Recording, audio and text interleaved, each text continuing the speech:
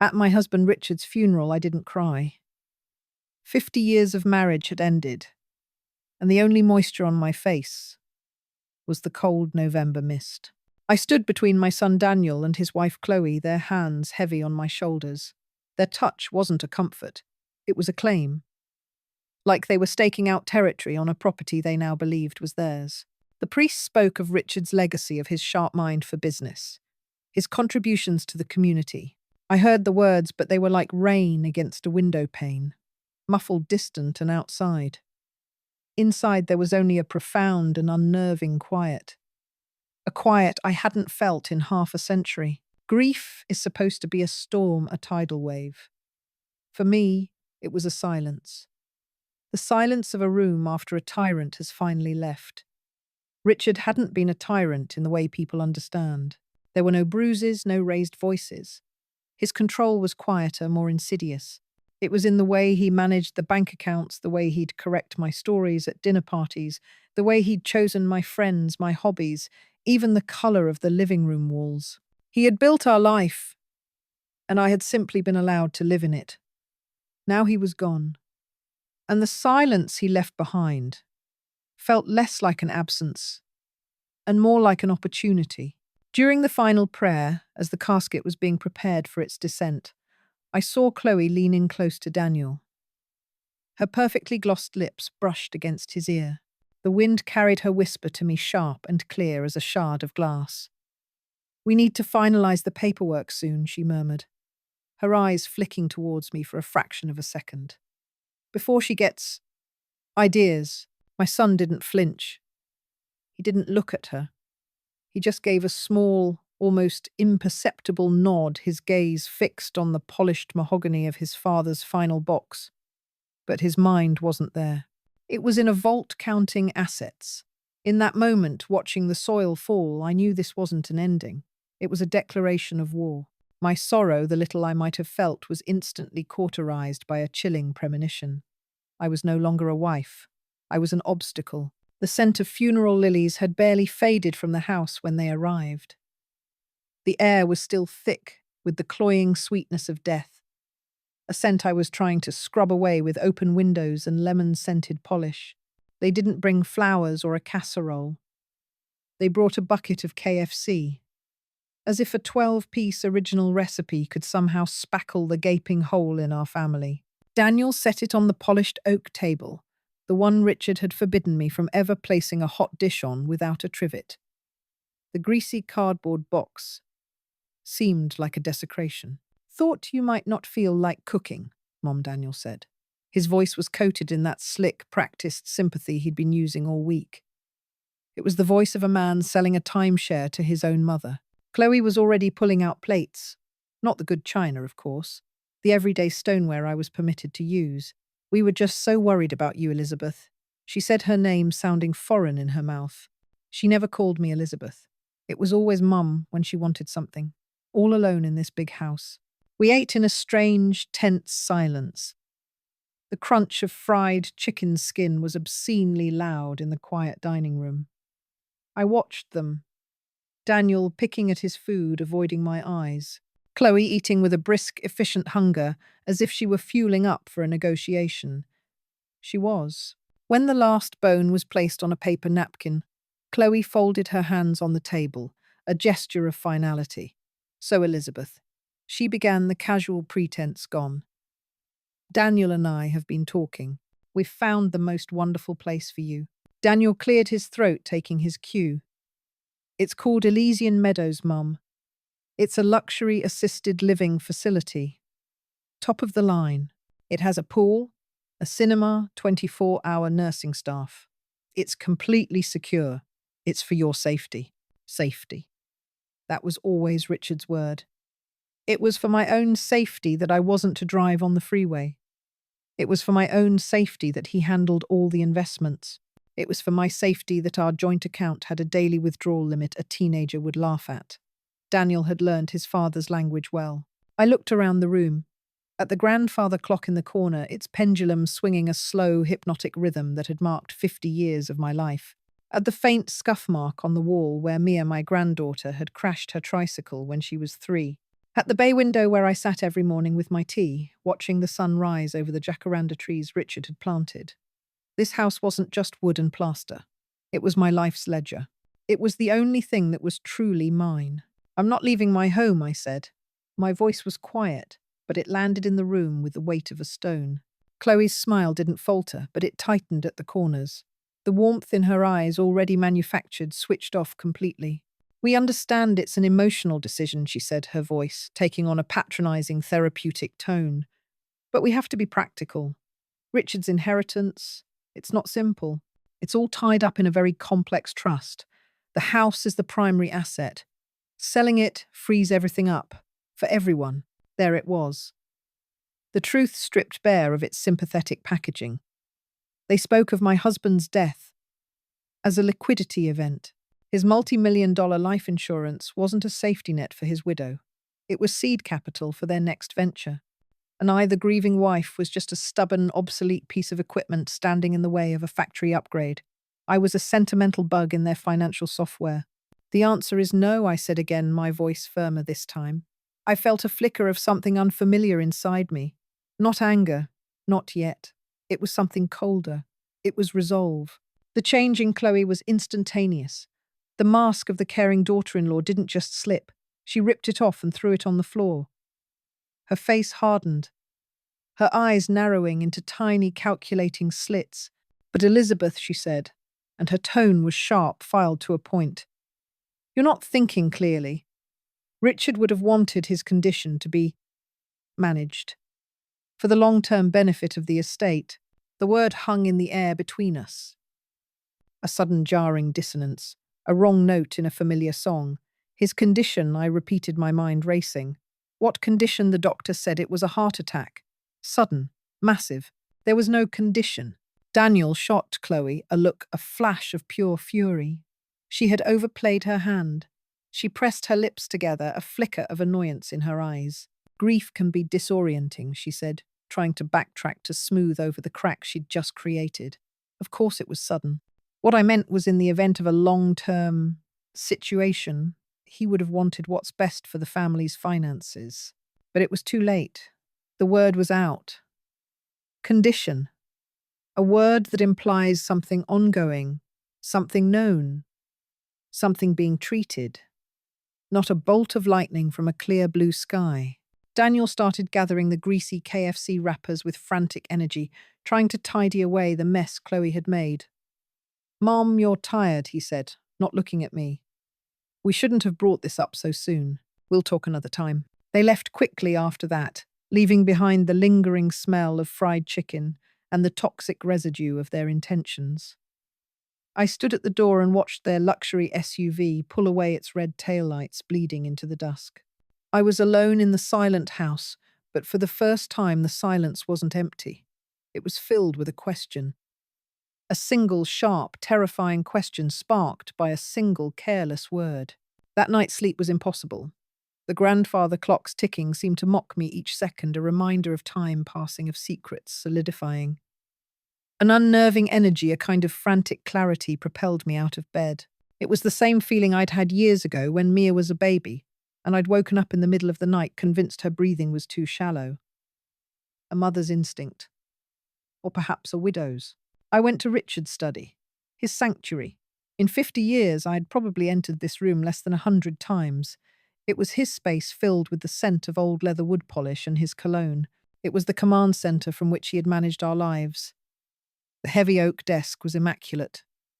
Not a paper out of place, not a pen askew. Richard had been a man of meticulous order.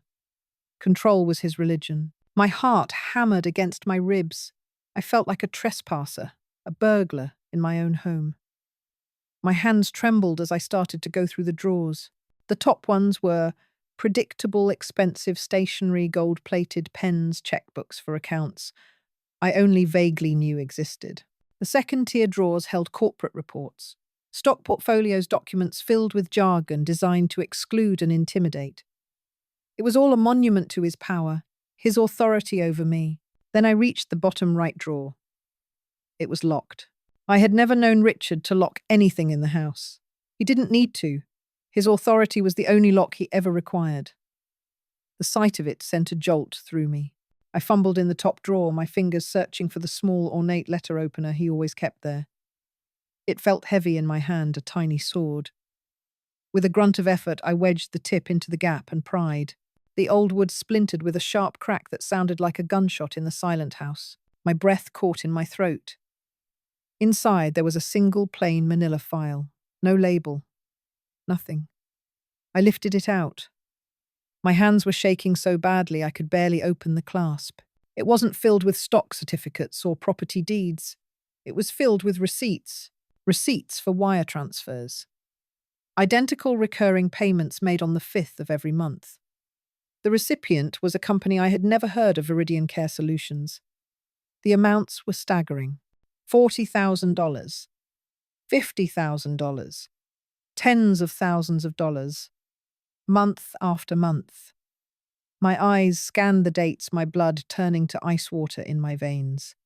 The first payment was dated 3 months before Richard's funeral, the next one 2 months before. The last one just 3 weeks before he supposedly died of a sudden heart attack. And then I saw it. At the bottom of the most recent receipt, printed in small sterile font, was a note. Account status active. Scheduled payments to continue indefinitely per client agreement. Indefinitely. The word echoed in the silent study, joining Chloe's careless slip of the tongue. Condition. Indefinitely. Asterisk. The two words began to connect in my mind, forming the skeletal framework of a monstrous, unbelievable truth. My husband was supposed to be dead, but someone was still paying tens of thousands of dollars a month for his care. My son and daughter-in-law weren't just greedy. They weren't just manipulative. They were liars. The war I had predicted wasn't coming. I was already in the middle of it. I just hadn't known what I was fighting for. I sank into Richard's vast leather chair, the pile of receipts in my lap feeling heavier than a tombstone. The silence of the house was gone, replaced by the roar of 1,000 questions. And at the center of that roar was a single terrifying thought. Where was my husband? The silence in the house was a living thing. It had been Richard's silence, a heavy blanket of authority and judgment. Now it was just empty, a void. I picked up the phone, my hand trembling slightly. It was a tremor that had started after the funeral, a constant humming reminder of my own fragility. But there was a new feeling too, a cold, hard knot of anger in my stomach. Anger was an unfamiliar emotion. Richard had not approved of anger in me. He'd called it unseemly. The phone rang twice before a young, sharp voice answered. Mia, darling. It's Grandma. A pause. The sound of tapping, probably a phone screen, stopped. Grandma, are you okay? Dad said you were resting. The word resting was laced with teenage cynicism, as if she knew it was a euphemism for something else. I am not resting, Mia. I need your help. My help with what? Is the Wi-Fi out again? I told you to just reboot the router by the... No, not the Wi-Fi. It's something else. Something on your grandfather's computer. I found a piece of paper. A bill. I took a breath, the words feeling treacherous on my tongue. It's for a company called Viridian Care Solutions. Tens of thousands of dollars, Mia. Every month. The silence on the other end was different this time. It was focused. Viridian, she repeated. Spell it. I did. I could hear the rapid-fire tapping of keys in the background. Mia was not like her parents. She had none of their polished, careful diplomacy. She had a mind like a razor blade and a deep-seated distrust for the world Daniel and Chloe had built. They wanted her to go to an Ivy League school, to join their country club, to be a perfect accessory. Mia wanted to be a hacker and dye her hair a new shade of black every month. She was my only ally. Okay, I see it, she said, her voice low. Viridian Care Solutions. It's not a regular company, Grandma. This is elite. Think fortress. High security, private, long-term care for the ultra-wealthy. They specialize in discreet services for high-profile clients. Their website is all corporate speak and stock photos of smiling, silver-haired people who look like they've never had a problem in their lives. It's a ghost. No real address listed, just a P.O. box in Delaware. Very exclusive. Very expensive. The knot in my stomach tightened. What kind of care, Mia? Long-term? Palliative? Memory care? Anything where the family wants absolute privacy and has the money to pay for it. We're talking oligarchs and disgraced CEO's grandma. Not for a heart attack. My breath hitched. Your father said it was a heart attack. Quick. At his desk. Yeah, well, Dad says a lot of things. The bitterness in her voice was stark. Grandma, what are you thinking? I had to be brave. For the first time in 50 years, I had to trust my own thoughts. I'm thinking that nothing about this makes sense. The way they spoke to me. The rush to sell this house. This, Viridian. I need to know more, Mia. I need to know what they were hiding. Okay, she said, her voice firming with purpose. Okay. Did Grandpa have a cloud backup for his files? A what? Like an online storage thing. iCloud, Google Drive, something like that. He was meticulous. He would have backed everything up. I thought back to Richard sitting at his large mahogany desk, his world confined to the glowing screen of his laptop. Yes, he called it his digital vault. He was very proud of it. Perfect, Mia breathed. I'll need his login, his password. I felt a pang of guilt. Richard's privacy was absolute. He had passwords for his passwords. I don't know it. Don't worry, Mia said, and I could almost hear her smile. That's the fun part. I'm on my way.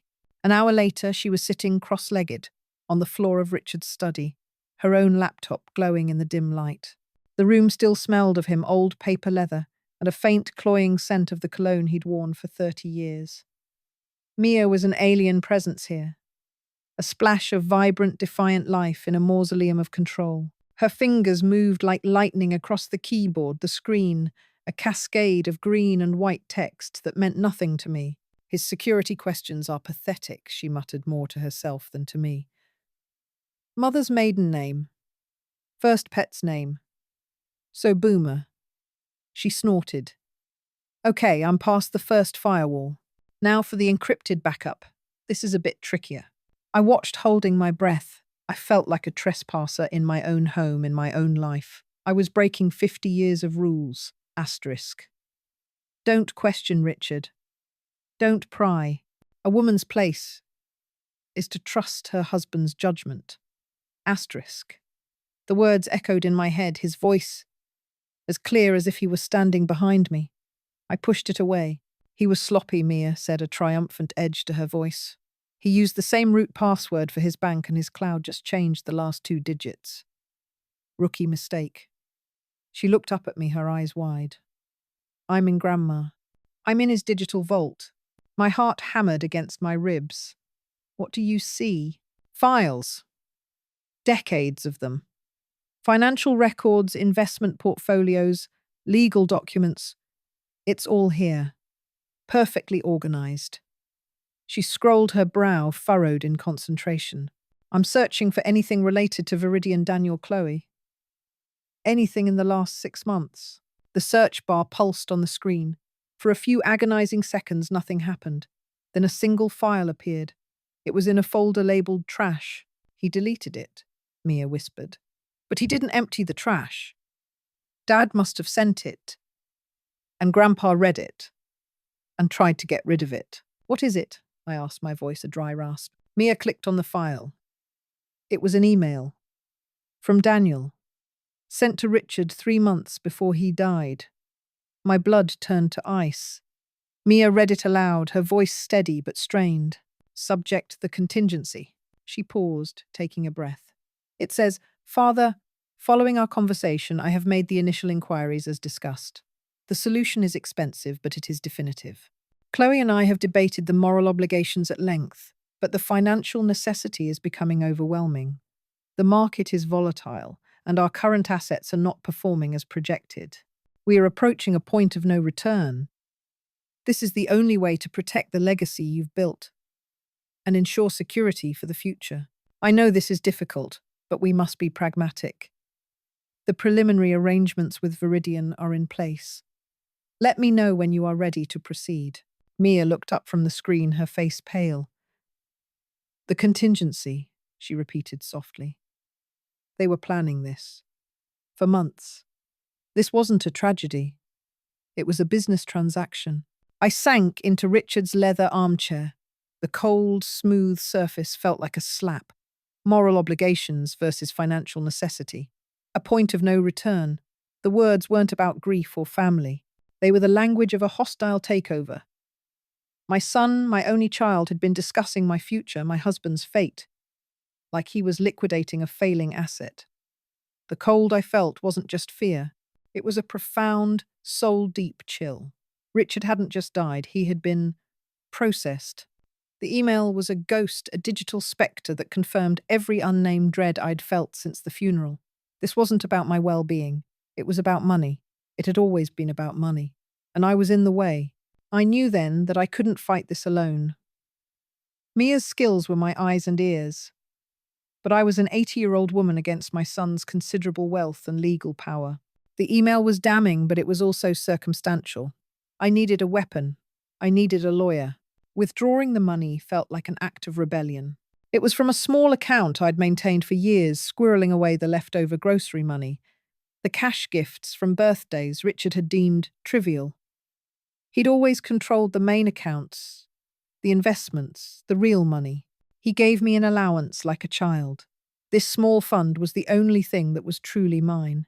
It was my running away money, a fantasy I'd entertained in my darkest moments. I never thought I'd actually use it. The law office of Mr. Chen was not what I expected. It was a small, cluttered space above a noodle shop in a part of town Daniel and Chloe would never visit. The air smelled of ink and old paper and ginger. Mr. Chen himself was a compact man with sharp, intelligent eyes that missed nothing. He didn't offer platitudes or sympathy. He listened, his fingers steepled as I laid out the story. The funeral, the pressure to sell the house, Viridian Care Solutions. I slid a printed copy of Daniel's email across his desk. He read it twice, his expression unreadable. Then he pushed it back toward me. "Mrs. Lancaster," he said, his voice blunt, stripping away all comfort. "Do you understand what you are doing? You are not just a grieving mother with questions, you are challenging the executor of a powerful estate. An estate controlled by your son." "I know," I said, my voice firmer than I felt. "No, I don't think you do," he countered, leaning forward. "Let me paint you a picture. Your son, Daniel Lancaster, is a respected member of the financial community. He is wealthy. He is connected. He will hire a team of lawyers from a firm with marble floors and a 3-syllable name. Their first move will not be to answer your questions. Their first move will be to discredit you." He let the words hang in the air. "They will say you are old. They will say you are confused. They will use your grief, the very real and understandable pain of losing your husband of 50 years, and they will twist it into a weapon against you. They will call it grief-fueled delusion. They will paint you as senile, paranoid, and unstable.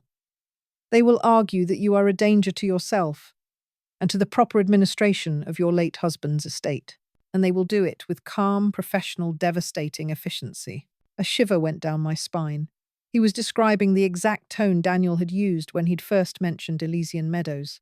That calm, patronizing tone that made me feel like a child. "What can I do?" I asked. "For now, we investigate. Quietly.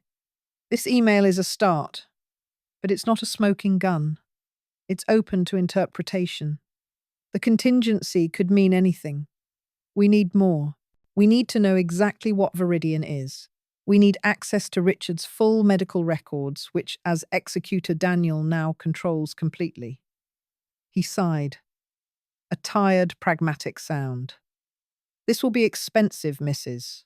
Lancaster, and it will be ugly." "I have this," I said, pushing the bank envelope with my secret savings across the desk.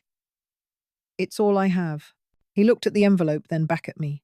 For the first time, a flicker of something other than professional detachment crossed his face. Respect, perhaps. "All right, Mrs. Lancaster. Let's begin." The first shot was fired less than 48 hours later. It didn't come as a phone call. It came via a sleek, black-clad bicycle courier who handed me a stiff, cream-coloured envelope with the name of a prestigious law firm embossed in the corner. My hands shook as I opened it. The language was cold, brutal, and designed to terrify. It was a formal cease and desist order. It accused me of harassment. It stated that my unfounded and distressing inquiries were impeding the lawful execution of Richard's estate. But it was the final paragraph that made the blood drain from my face. It was a threat wrapped in the sterile language of the law. Should you persist in these actions driven by what we can only surmise are grief-fueled delusions, we will be left with no alternative but to petition the court for an emergency conservatorship to protect both your interests and the integrity of the estate. Asterisk, to legally erase me. That's what it meant. They were going to stand up in a courtroom and argue that I was no longer mentally competent, that I couldn't make my own decisions. They would take away my home, my finances, my voice. They would turn me into a non-person, a ward of the son who was trying to betray me. I dropped the letter onto the table as if it were on fire. The room spun. The walls felt like they were closing in. This was it. This was the legal wall, mister. Chen had described, and it was higher and more terrifying than I could have imagined. For a moment, I felt the fight drain out of me. They were too strong, too powerful. I was just an old woman in a house full of ghosts. The legal threat wasn't just a document. It was a key unlocking a room in my memory I had kept sealed for decades. I found myself drifting back not to a specific day, but to a feeling. The feeling of being managed, of being contained. I saw Richard not as the handsome, charismatic man the world knew, but as the quiet tyrant of our home. I was 28, and I'd wanted to take a pottery class at the local community college. It was a small thing, a silly thing. I had mentioned it over dinner, my voice bright with a rare spark of enthusiasm. Richard hadn't yelled. He never yelled. He just lowered his newspaper, looked at me over his reading glasses and said, "Elizabeth, what on earth for?" For fun, I'd said, my enthusiasm already dimming. To make something. He'd given a small, dry chuckle. Fun. We have a budget, you know. I balanced the checkbook to the penny. A class like that, it's a frivolous expense. And where would we put all these pots? The way he said the word pots made it sound dirty. I could get a small job I'd offered my last flicker of defiance. Part-time, just to have my own... Your own money, he finished, his voice turning cold. I provide for you, Elizabeth. I provide for this family. Is that not enough? Your opinion on these matters is emotional. It's not informed by the realities of our financial situation. Your job is here, in this house. Let's not discuss this again. And we never did. My world, which had once felt full of possibilities, began to shrink. It shrank to the size of our perfectly manicured lawn to the walls of this house. He never laid a hand on me. He didn't have to. He had shackled my soul with his calm, unyielding logic, with his control over every dollar, every decision. He had convinced me that my own mind was unreliable, that my feelings were invalid. I looked at the lawyer's letter again. Grief-fueled delusions. Not mentally competent. Asterisk. It was the same language. The same dismissal. The same cold, calculated control. Daniel wasn't just his father's son. He was his father's apprentice. He had learned the lessons of psychological dominance perfectly. He had watched Richard shrink my world for 50 years. And now he was going to finish the job. Something inside me snapped. The fear that had been churning in my stomach didn't vanish, but it crystallized. It hardened into a diamond point of rage. This wasn't about the house anymore. It wasn't even about Richard's money. It was about me. It was about the young woman who had wanted to take a pottery class. It was about the wife who was told her opinions were emotional and uninformed. It was about reclaiming the 50 years I had lost to silence, the 50 years I had spent as a ghost in my own life. They were not going to erase me. I had been erased for long enough. I picked up the phone and called Mia. "They're trying to have me declared incompetent," I said, my voice low and steady. There was no tremor this time. What Mia's voice was sharp with alarm. "Those bastards. They actually did it. It's a threat for now. They want to scare me into dropping it." "Will you?" she asked, a thread of worry in her voice. I looked around the room at the furniture Richard had picked out, the paintings he had approved of. "This gilded cage." "No," I said. I will not. Mia, I need you to do something for me. Something I'm not sure I have the right to ask. Anything, Grandma. You know that. I need you to be my spy. There was a long pause on the other end of the line. I could hear her processing it. The illegality. The danger. The betrayal of her own parents. Okay, she said finally, her voice resolved. What do you need me to do? They talk, I said. Daniel and Chloe. They must be talking about this. About Viridian. About the money. They'll be panicked. They'll be careless. You want me to record them, Mia stated. It wasn't a question. Yes. The word felt like a stone in my mouth. When you're at their house, leave your phone somewhere. In the living room, the kitchen. Let it record. Anything you can get. Consider it done, she said, her voice dropping to a conspiratorial whisper. They never see me. To them, I'm just the moody teenager with headphones on glued to her phone. They ignore me. It's the perfect cover. She was right. To Daniel and Chloe, Mia was a problem to be managed, an accessory that didn't quite match their aesthetic. They had long since stopped paying attention to her. It was the same mistake they were making with me. They had underestimated us. The next few days were an agony of waiting. Every phone call made me jump. I barely ate. I wandered through the house like a true ghost, the silence pressing in on me. Mr. Chen called to tell me he'd hit a brick wall trying to get Richard's medical files. Daniel, as executor, had locked them down completely, citing my delicate mental state. The legal wall was holding firm. Everything depended on Mia. She came over late one evening. She didn't knock, just let herself in with the key I'd given her. Her face was grim, her usual sardonic energy gone, replaced by a somber intensity. She didn't say a word, just pulled out her phone and a set of earbuds. She handed one to me. I got something, she whispered. A few things. They've been fighting a lot, mostly about money. She pressed play. The first recording was muffled, just snippets of a tense argument from the kitchen. Asterisk. Can't keep bleeding like this, Daniel. The Viridian expenses are astronomical. It's more than the mortgage on this house every single week. Asterisk. Chloe's voice was a high, panicked hiss. Asterisk. It's an investment, Chloe. You know the asterisk. Daniel's voice was strained, trying to sound reasonable but failing. Asterisk. We just have to hold on a little longer. Keep her quiet. Once the final policy matures, it all pays off. Asterisk. Asterisk. And what if she doesn't stay quiet? Asterisk. Chloe shot back. Asterisk. What if her lawyer starts digging? What if she finds out he's not? Asterisk. Daniel cut her off with a sharp, brutal asterisk. Don't even say it. Not here. Not anywhere. Asterisk. The recording ended. Mia and I sat in silence, the unspoken words hanging in the air between us, like poisonous smoke. What if she finds out he's not? Asterisk. Not dead. The thought was so monstrous, so impossible, that my mind refused to form it completely. It was a shape in the dark too horrifying to look at directly.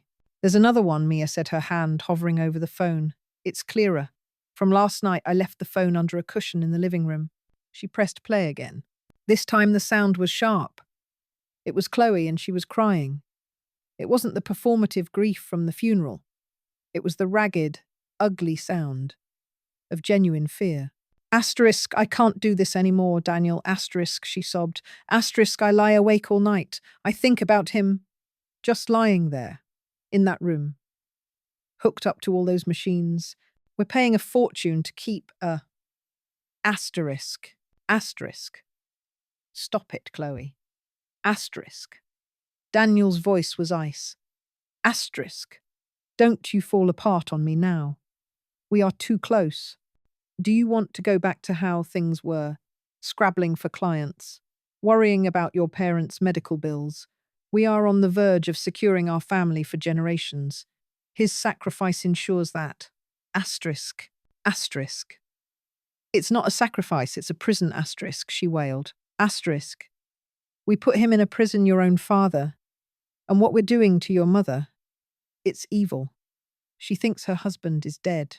We let her mourn a man who is still breathing. Asterisk. I took the earbud out my hand, shaking so badly I could barely hold it. I stared at Mia. Her own eyes were filled with a mixture of horror and pity. It was true.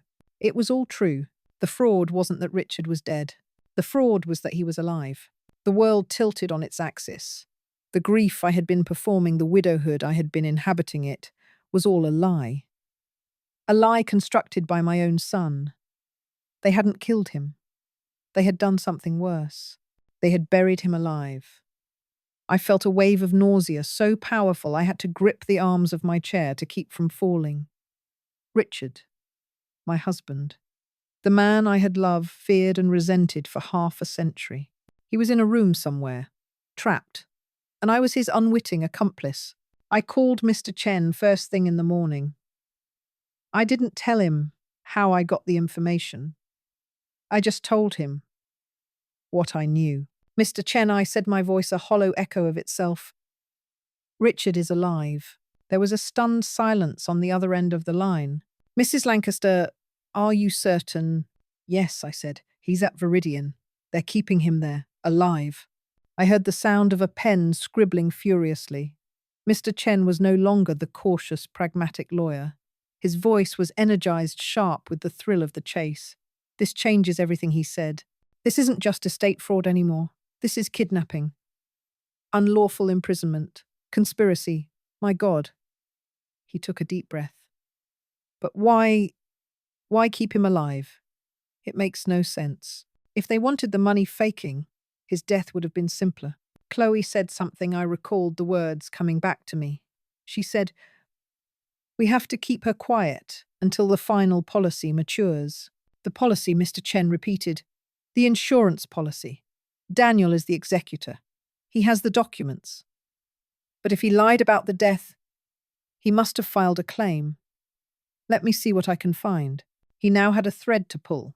The recordings were inadmissible in court, a fruit of a poisonous tree, but they gave him a direction. They gave him a truth to aim for. He spent the next week buried in legal databases, calling in favors, navigating the labyrinthine world of high-stakes insurance. When he finally called me back to his office, his face was pale with a grim sort of awe. He had a thick file on his desk. He opened it, revealing pages of dense legal text. It wasn't a standard life insurance policy, Mrs. Lancaster. He began, his voice low. What Richard had, what your son is trying to leverage, is something else entirely. It's a grotesque financial instrument. It's called a legacy perpetuity trust. He slid a summary page toward me. It's designed for the super rich to pass on wealth while minimizing taxes.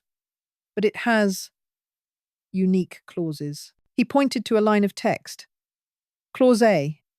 In the event of a sudden unexpected death, a heart attack, an accident, the policy pays out a respectable sum, a few $1,000,000, a nice inheritance. He then pointed to the next line. But Clause B is the real prize. If the insured's death is the certified result of a long-term degenerative neurological illness, think Alzheimer's, ALS, something slow and protracted, the payout is different. He looked me directly in the eye. It increases tenfold. We're not talking about a few million, we're talking about tens of millions of dollars. Enough to secure a family for generations, just as your son said. The full monstrous picture clicked into place.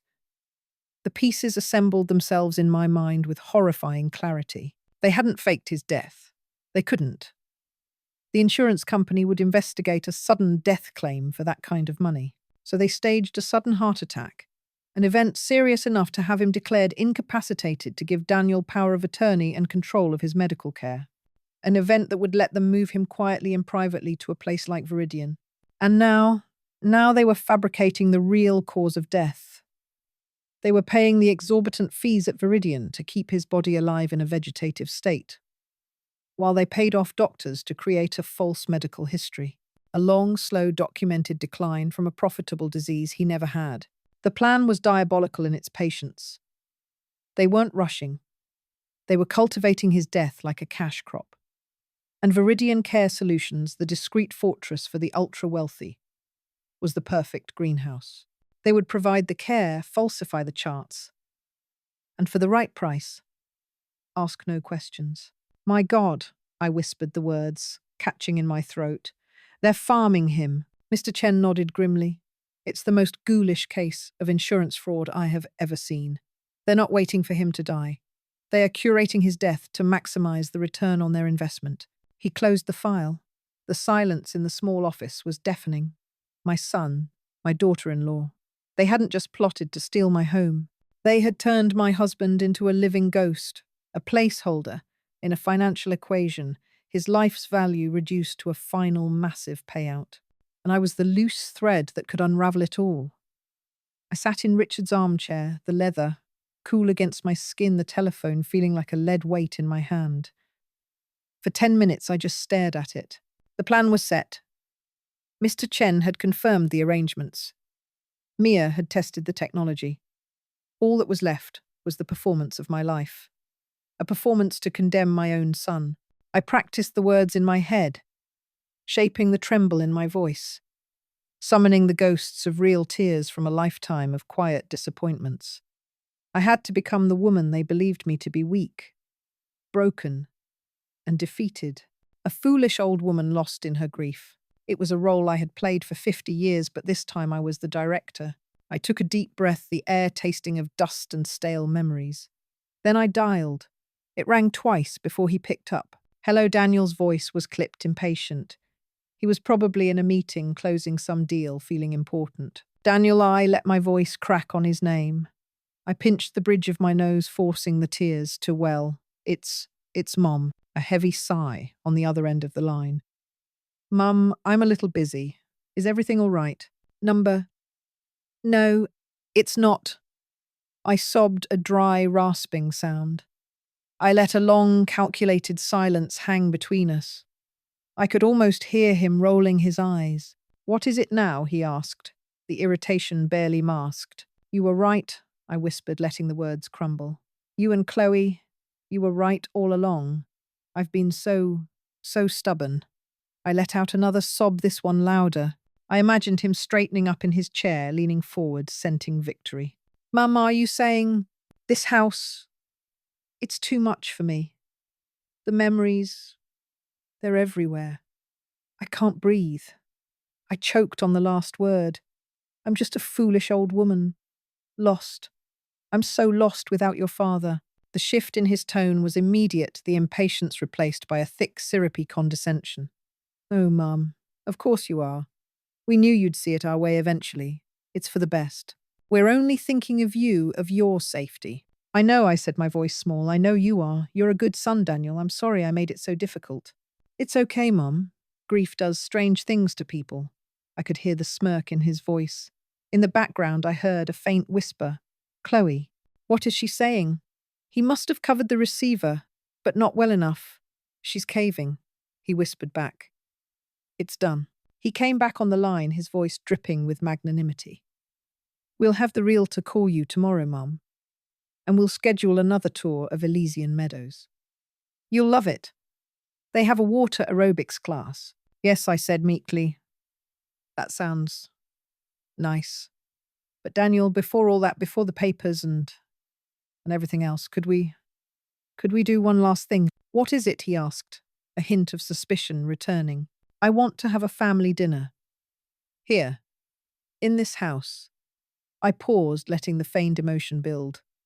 A final goodbye. To the life your father and I built.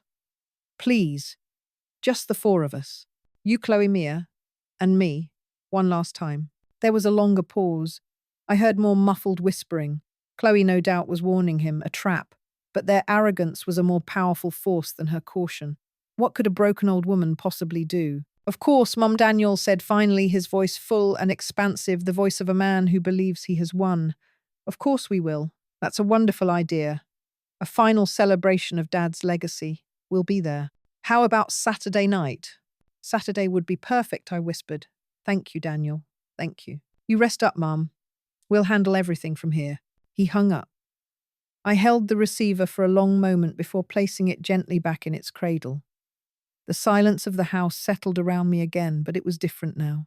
It was the charged silence of a stage waiting for the final act to begin. My hands were perfectly steady. My eyes were dry. I picked up my phone and sent a short text to Mia. The bait is taken. A moment later, her reply came back. A single perfect emoji of a fish on a hook. The hours leading up to their arrival were a strange mix of methodical preparation and profound stillness. I moved through the house-dusting surfaces that were already clean, adjusting pictures on the wall that had hung straight for decades. I was a stranger in my own home, a stagehand preparing the set. I roasted a chicken, the familiar aroma filling the kitchen, a scent of countless Sunday dinners, from a life that now felt like it belonged to someone else. It was all part of the costume, part of the illusion. The grieving widow preparing one last meal. Just before 7, Mia arrived. She didn't use her key. She knocked another small part of the performance. I opened the door, and she gave me a quick, tight hug. Her eyes were sharp, scanning my face. "You okay, Grandma?" she whispered, her voice low. "I'm fine," I said, and for the first time in a long time, it was the unvarnished truth. I felt a clarity I hadn't known in 50 years. "Good," she said, her focus shifting. "Let's get you ready." She led me to my bedroom. On the dresser lay the antique silver brooch that had belonged to my mother. A delicate, intricate thing of filigreed leaves and tiny sculpted flowers. It was my only real piece of jewelry, the one thing Richard had never picked out for me. Mia picked it up with a surgeon's care. "Okay, so remember what we talked about," she said, her voice. A calm, steady murmur. "The microphone is in here." She pointed to a tiny, almost invisible hole nestled in the silverwork. "It's extremely sensitive. It will pick up everything in the dining room, even a whisper. It's live streaming via a secure Bluetooth connection to my phone." She held up her phone, the screen dark. "My phone is uploading the audio in real time to a cloud server. It's encrypted end to end. Mr. Chen and the DA's senior investigator have the access key. They will be listening to every single word live as it happens. There's no recording on the device itself, nothing they can find or destroy. Once the words are spoken, they're already gone. They're already evidence." She looked at me, her young face so serious. "There's no second chance on this, Grandma. Once you start, you have to see it through." I know, I said, my voice firm. She nodded, satisfied. "Okay, let's put it on." Her fingers were nimble as she carefully pinned the brooch to the collar of my simple black dress. It felt heavy, a cold spot against my skin.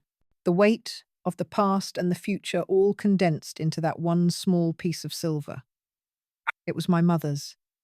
A woman who had also known what it was to be silenced. Tonight her brooch would give me a voice. "There," Mia said, stepping back. "It just looks like a beautiful pin." She squeezed my hand. "I've already texted Mr. Chen. The audience is waiting for the show to start." Just then, the sound we'd been waiting for cut through the quiet evening. The crunch of tires on the gravel driveway. A pair of headlights swept across the living room window, momentarily illuminating the ghosts in the room. Mia gave my hand one last squeeze. "They're here," she said. "Time to play your part." I walked to the front door, Mia, a step behind me. I smoothed my dress, touched the cold silver of the brooch, and composed my face into a mask of weary, fragile gratitude. The doorbell rang, a cheerful, jarring chime. I opened the door. There they were, my son and his wife. Daniel was beaming, holding a ridiculously expensive bottle of wine. Chloe stood beside him, a forced tight smile on her face, her eyes already scanning the foyer, measuring for new furniture. Mom, Daniel said, his voice booming as he stepped inside. He wrapped me in a stiff, performative hug. "You look rested. I'm so glad you came to your senses." "Thank you for coming," I said, my voice wavering just enough. "It means the world to me." Of course, Chloe chimed in, pecking my cheek. The scent of her perfume was cloying. "This house has so many memories. It's right to give it a proper send-off." We moved into the dining room. The table was set with the good china, the silverware polished to a gleam. The roasted chicken sat in the center, a golden brown lie. They took their seats, Mia sitting opposite them. Her face a perfect mask of teenage neutrality. Her phone placed face down on the table beside her plate. For a while, the conversation was painfully normal. Daniel talked about the stock market. Chloe complained about their landscaper. I nodded and murmured, playing the part of the dotty old woman, the ghost at my own feast. I could feel the brooch, a tiny, cold node of power on my chest, listening, broadcasting, judging. I served the chicken, my hands surprisingly steady. They ate with gusto, particularly Daniel, who poured himself a large glass of the wine he'd brought. He was celebrating. I just pushed the food around on my plate, the taste of it like ash in my mouth. When there was a lull in the conversation, I saw my opening. I dabbed my lips with a napkin, looked up, and arranged my features into a mask of benign confusion. "It's all so complicated," I began, my voice soft and frail. "All this talk of finances and lawyers. It makes my head spin." Daniel paused, his wine glass halfway to his lips. He looked at me with an air of profound patience, the kind one reserves for a difficult child. "Don't you worry your head about it, Mom. That's what we're for. To handle the complex things." "I know, dear. But the insurance," I said, looking from him to Chloe. "I just don't understand it. With your father, his policy seems so very complicated.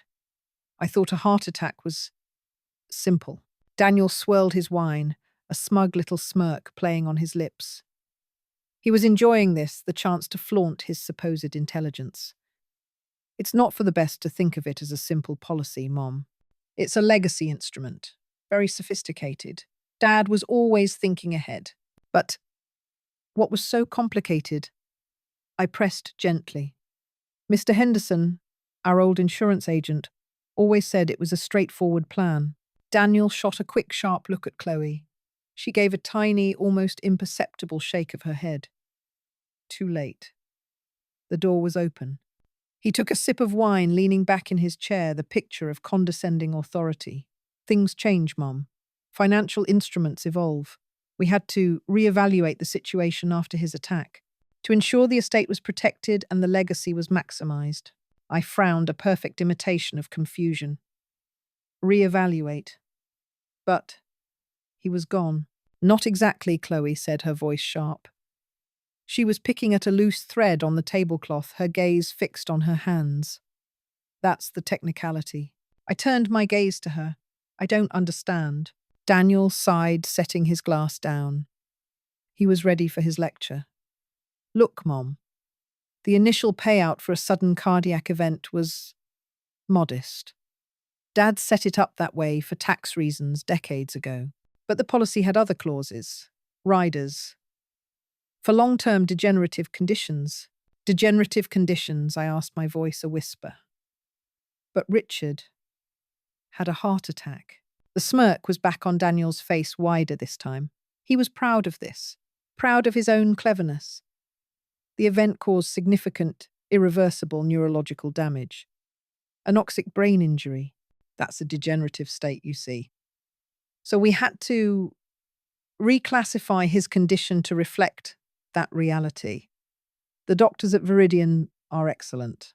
They're world-class experts at documenting that kind of steady decline. He said the word decline as if he were discussing a stock portfolio. Not a man. Not his own father. The room was silent for a moment, the only sound the faint hum of the refrigerator from the kitchen. The confession hung in the air, glittering and toxic. They had falsified a medical diagnosis. They had used a state-of-the-art care facility, not to heal, but to document a fraudulent decline for profit. Chloe, perhaps sensing the damning nature of his words, decided to add the final brutal nail. She finally looked up from the tablecloth, her eyes cold and hard. "Think of it as an investment, Elizabeth," she said, using my first name for the first time all night. It was a deliberate act of distancing. He can't feel a thing. He's not there anymore. A few more months of him being cared for means decades of financial security for all of us. For Mia's college. For our future. He was essentially gone the day he had the attack. This just makes it official and profitable. It's what he would have wanted. I didn't flinch. The frail, confused old woman I had been playing for the last hour simply vanished. I felt her evaporate like mist in the sun. I sat up straighter, my back rigid. The slight tremor in my hands was gone. I looked straight at my son, and for the first time he saw Not his mother, but an equal. An adversary. An investment, I repeated, my voice no longer soft or wavering. It was clear and cold as ice. A profitable asset. Daniel's smirk faltered. Chloe's gaze dropped back to the table. The air in the room crackled suddenly thick with a new dangerous energy. The masks were gone. And when the policy matures, I asked, my voice low and steady, cutting through the silence. When the documentation is complete and the full payment is triggered, when he's no longer a profitable asset, Daniel, what then? The question landed like a stone in a silent pool. Daniel stared at me, his face a canvas of shifting emotions. Shock, realization, and finally a chilling emptiness. The warmth, the feigned concern, the condescension, it all bled away, leaving something raw and inhuman. He set his wineglass down on the table. The small sound echoed in the silent waiting room. He didn't look at Chloe, he didn't look at Mia. He looked only at me. The facility handles everything, he said. His voice was flat, devoid of all emotion, all humanity. A voice you use to discuss a transaction. The final stages of the care plan are comprehensive. It will be humane. Humane. A word used for suffering animals. He was admitting it. He was admitting to the plan for his father's future medically sanctioned murder as soon as the last dollar had been wrung from his living body. It was the final monstrous confession, the twist within the twist. Not just fraud, not just imprisonment, but a murder scheduled for a future date to be signed off on and tidied away by professionals. In the ringing silence that followed his words, a silence so profound I could hear the blood pounding in my ears, a new sound emerged. Mia stood up. Her chair scraped softly against the wooden floor. In her hand she held her phone, the screen now lit up. She held it not like a child, but like a weapon. Daniel and Chloe turned to look at her, their faces slack with confusion. Mia's voice, when it came, was not loud, but it filled the entire room. It was as clear and sharp as a shard of glass.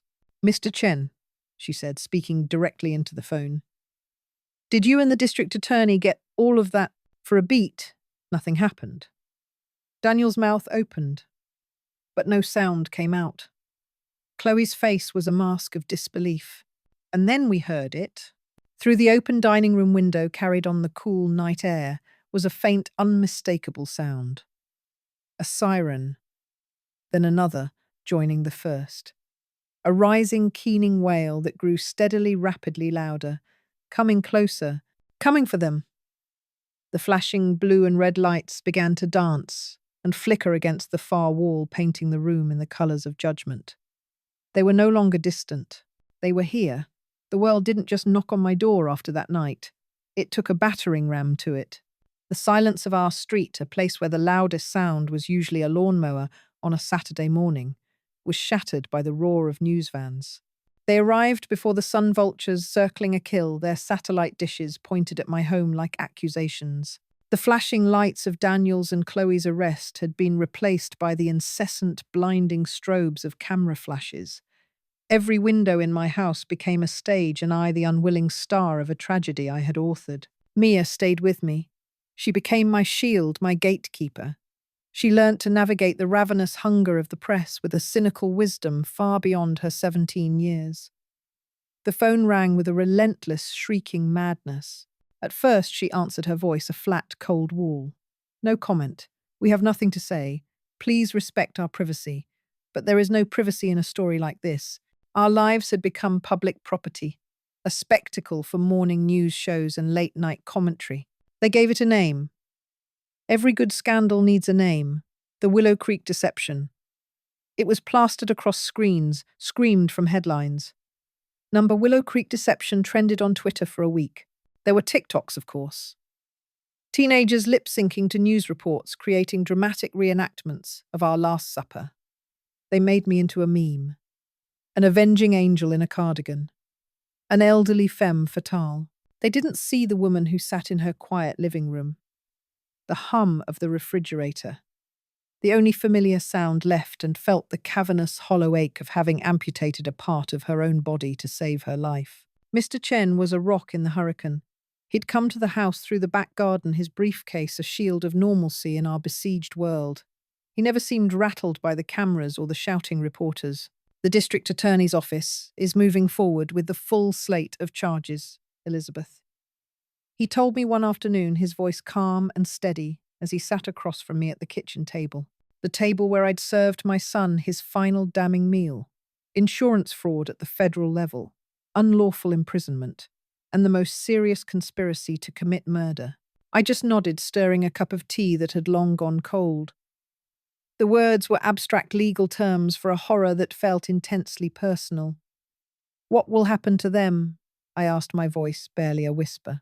They have lawyers, good ones paid for by the last of Daniel's liquid assets, he said, not unkindly. Their strategy is becoming clear. They're going to try and paint you as unstable, grieving, vengeful. They'll argue you manipulated the situation, that you entrapped them. I did, I said, looking at him directly. I did entrap them. I set a trap and they walked right into it. Mr. Chen held my gaze. You created an opportunity for them to tell the truth, Elizabeth. They took it. The recording from your brooch is undeniable. The financial records are damning. Viridian Care is cooperating fully, throwing Daniel and Chloe under the bus to save themselves. They provided the DA with every record, every communication. Their defense is an act of desperation. Mia, who had been listening from the doorway, spoke up. Her voice was sharp, protective. They're saying, Grandma is crazy after what they did. It's a common tactic, Mr. Chen said gently. Discredit the accuser. They will file for a competency hearing for your grandmother. They will try to make this about her state of mind, not their actions. The threat of it, the sheer audacity, felt like a phantom limb of Richard's control, reaching out from the grave. He had spent 50 years making me question my own mind, my own worth. And now his son, his perfect echo, was trying to do the same thing in a court of law. To have my sanity, my very perception of reality, litigated and judged by strangers. The first court appearance was a blur of flashbulbs and shouted questions. Mia held my arm, her small hand a vice grip on my elbow, guiding me through the gauntlet. Inside the courtroom, the air was thick, with a formal, suffocating silence. And then I saw them, Daniel and Chloe. They were dressed in drab, ill-fitting jumpsuits, the vibrant colours they so loved stripped away. Chloe looked diminished, smaller. Her face was pale, her eyes darting around the room, landing on everything but me. She looked like a cornered animal. But Daniel was different. When his eyes met mine, there was no remorse, no fear. There was only a cold reptilian fury. It was Richard's look. The look he'd give me when I'd bought the wrong brand of coffee or when I'd dared to have an opinion in front of his friends. It was a look that said, you have no right, asterisk. A look that said, you will pay for this, asterisk. In that moment, I knew this wasn't over for him. He believed with every fibre of his being that he was the victim, that I, his mother, had stolen his birthright. The legal process ground on a slow, methodical machine chewing up our lives. There were depositions. I had to sit in a sterile conference room for hours. A lawyer Daniel had hired, a sleek woman with predatory eyes, asking me questions designed to trip me up, to make me sound confused and vindictive. Mrs. Davenport, isn't it true? You resented your husband's financial success. No, he said, my voice even. Isn't it true you felt trapped in your marriage? My feelings about my marriage are not on trial here. But your feelings about your son are, aren't they? You felt he was abandoning you, putting you in a home. This whole scheme, it was revenge, wasn't it? A way to punish him for not wanting to care for his aging mother. Each question was a small, poisoned dart. But the poison didn't work anymore. I had spent a lifetime absorbing it, and I was finally immune. I looked at the lawyer, at the court stenographer, at Mr. Chen sitting beside me, and I felt a strange calm. They could ask their questions. They could twist my words, but they couldn't touch the truth. The truth was mine now. The most difficult day was the day they brought Richard from Viridian. Mr. Chen arranged it. He was moved not to our local hospital but to a private palliative care facility, 2 towns over a place of quiet gardens and compassionate nurses. A place shielded from the media. I went to see him. Mia drove me the silence in the car, heavy with things we couldn't say. Viridian had been a high-tech prison. This place was the opposite. It smelled of lavender and clean linen. A kind-faced nurse led me to his room. "He's resting comfortably," she said, her voice a soft murmur. The man in the bed was not Richard. He was a geography of my husband, a map of his features, but the country I knew was gone. His skin was pale, almost translucent. A network of tubes and wires connected him to machines that beeped and hummed a mechanical lullaby, keeping his body tethered to a world his mind had long since left. His eyes were closed. The powerful hands that had once gripped a golf club, that had signed million-dollar deals, that had rested on my shoulder with possessive weight, were still and limp on the white sheets. I sat in the chair beside his bed for a long time. I didn't cry. The tears had been shed decades ago, silent drops into the ocean of a lonely marriage. I was looking at the final tragic outcome of a life built on control. He had controlled our finances, our social life, my very identity. He had raised a son who saw a human being, his own father, as just another asset, to be managed, a resource to be exploited.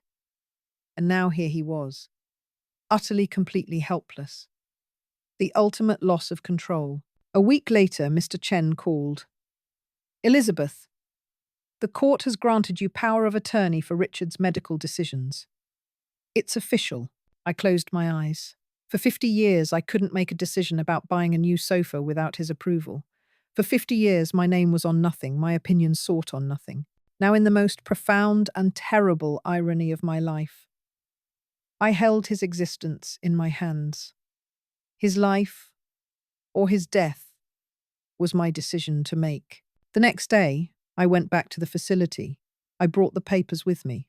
I sat by his bed again, the crisp legal documents a stark contrast to the soft, quiet room.